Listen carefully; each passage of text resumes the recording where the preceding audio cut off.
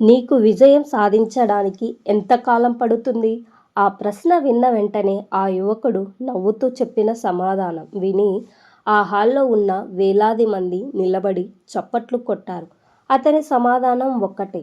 నేను ఆగిపోతే జీవితకాలం పడుతుంది. కానీ నేను ఆగకపోతే విజయం నన్నే వెతుక్కుంటూ వస్తుంది. కానీ ఈ మాటలు చెప్పిన వ్యక్తి ఒకప్పుడు రోజుకు ఒక్క పూట తిండి కోసం పోరాడిన పేద బాలుడు అని ఎవరికీ తెలియదు.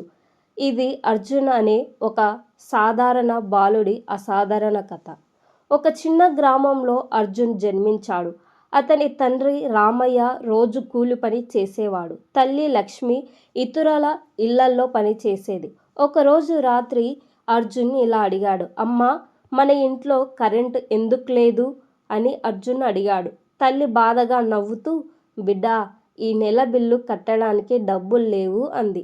ఆ రోజు అర్జున్ బయట వీధి దీపం కింద కూర్చొని చదవడం ప్రారంభించాడు. అక్కడే అతని జీవితాన్ని మార్చే ఒక నిర్ణయం తీసుకున్నాడు. నేను పెద్దవాడినే, మా అమ్మా నాన్నలను ఈ కష్టాల నుంచి బయట పడేస్తాను. స్కూల్లో టీచర్ ఒకరోజు అందరినీ ఇలా అడిగాడు. మీరు పెద్దయ్యాక ఏమవుతారు? ఒకరు డాక్టర్ అన్నారు, మరొకరు పోలీస్ అన్నారు. అర్జున్ లేచి నేను శాస్త్రవేత్త అవుతాను సార్ అన్నాడు.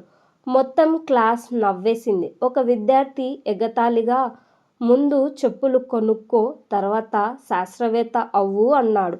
ఆ రోజు అర్జున్ ఇంటికి వచ్చి చాలా ఏడ్చాడు. కానీ అతని తల్లి ఒక మాట చెప్పింది. నిన్ను చూసి నవ్వేవాళ్ళు చాలామంది ఉంటారు బిడ్డా, కానీ నువ్వు విజయం సాధించిన రోజు వాళ్ళే నిన్ను చూసి చప్పట్లు కొడతారు. ఆ మాట అర్జున్ జీవితాన్నే మార్చేసింది. అర్జున్ ఉదయం 4 గంటలకు లేచేవాడు.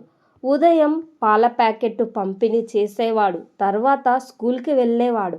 సాయంత్రం హోటల్లో పాత్రలు కడిగేవాడు. రాత్రి వీధి దీపం కింద చదివేవాడు. ఒకరోజు అతని తండ్రికి ప్రమాదం జరిగింది. ఇంట్లో ఆదాయం పూర్తిగా ఆగిపోయింది. అర్జున్ స్కూల్ మానేయాలని నిర్ణయించుకున్నాడు. కానీ అతని టీచర్ శ్రీనివాస్ గారు ఇంటికి వచ్చి, నీ జీవితానికి ఎంతకాలం పడుతుందో తెలుసా? నువ్వు ఇప్పుడే ఆగిపోతే జీవితాంతం పడుతుంది. నువ్వు పోరాడితే కొద్ది సంవత్సరాలే పడుతుంది అన్నారు. ఆ మాటలు అర్జున్లో కొత్త ఆశను నింపాయి. 10వ తరగతి పరీక్షలు వచ్చాయి. అర్జున్ చాలా కష్టపడి చదివాడు. ఫలితాలు వచ్చిన రోజు అతను ఫెయిల్ అయ్యాడు. అతని ప్రపంచమే ఆగిపోయింది. అతను ఇంటి వెనక ఉన్న చెట్టు కింద కూర్చొని ఏడుస్తున్నాడు. అప్పుడు అతని తల్లి వచ్చి అడిగింది, ఏమైంది బిడ్డా? అమ్మా, నేను ఓడిపోయాను. అప్పుడు ఆమె చిరునవ్వుతో చెప్పింది, ఓడిపోయావా, లేక గెలవడానికి మరో అవకాశం వచ్చిందా అని. ఆ మాటలు విన్న తర్వాత అర్జున్ మరోసారి ప్రయత్నించాలని నిర్ణయించుకున్నాడు.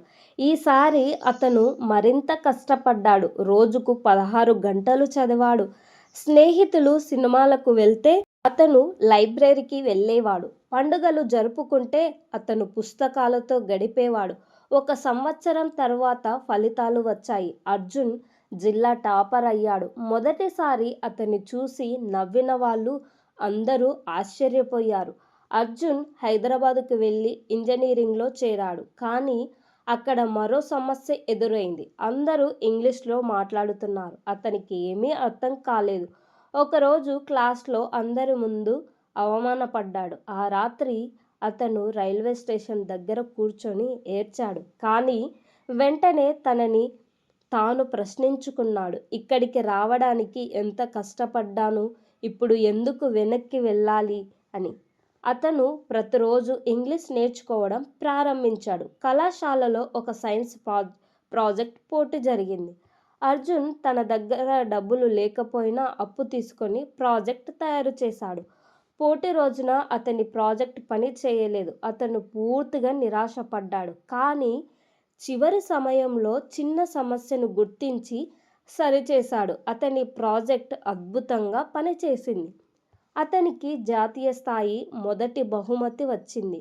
కొన్ని సంవత్సరాల తర్వాత అర్జున్ దేశంలోని ప్రముఖ అంతరిక్ష పరిశోధన సంస్థలో శాస్త్రవేత్తగా ఎంపికయ్యాడు. ఆ రోజు అతని తల్లి ఏడుస్తూ అడిగింది, బిడ్డా, నీకు ఈ విజయం సాధించడానికి ఎంతకాలం పట్టింది? అర్జున్ చిరునవ్వుతో సమాధానం చెప్పాడు, అమ్మా, నాకు విజయం సాధించడానికి 15 సంవత్సరాలు పట్టలేదు. నేను ఆగకుండా ప్రయత్నించడానికి 15 సంవత్సరాలు పట్టింది. కొన్ని నెలల తర్వాత అర్జున్ తన పాత స్కూలుకు ముఖ్య అతిథిగా వెళ్ళాడు. అక్కడ ఒక చిన్న బాలుడు అడిగాడు, అన్నయ్య, విజయం సాధించడానికి ఎంతకాలం పడుతుంది? అర్జున్ చిరునవ్వుతో ఇలా చెప్పాడు, విజయం సాధించడానికి ఎంతకాలం పడుతుందో ఎవరికీ తెలియదు, కానీ ఒక విషయం మాత్రం ఖచ్చితంగా తెలుసు. నువ్వు ప్రయత్నించడం ఆపిన రోజే నీ విజయం కూడా ఆగిపోతుంది.